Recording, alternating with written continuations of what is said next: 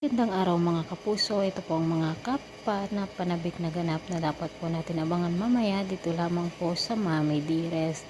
Na-reveal na nga po ang katotohanan na sina Jade at Olive nga ang ipinaampon noon na kambal na anak ni Aling Ligaya na kapatid ni Emma. At umiiyak nga si Emma at sinabi niya na hindi niya matanggap na kapatid itong si Olive.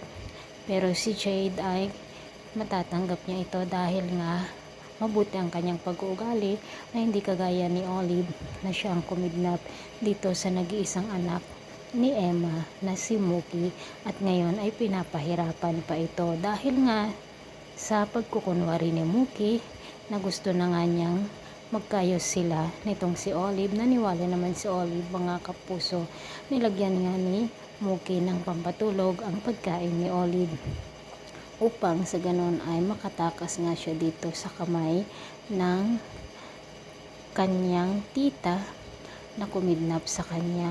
Ngunit huli na ang lahat nang mabuksan nga ni Mookie ang susi ay nagising naman itong si Olive at nakita nga niya o nahabol niya itong si Mookie at tinanong niya kung saan ito pupunta.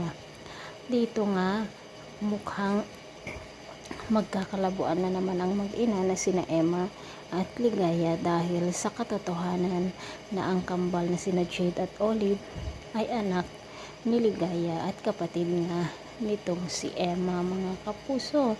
So mga kapuso, magtagumpay kaya si Mookie dito sa kanyang pagtakas sa kamay ng malupit si Olive. Thanks for watching. Bye bye.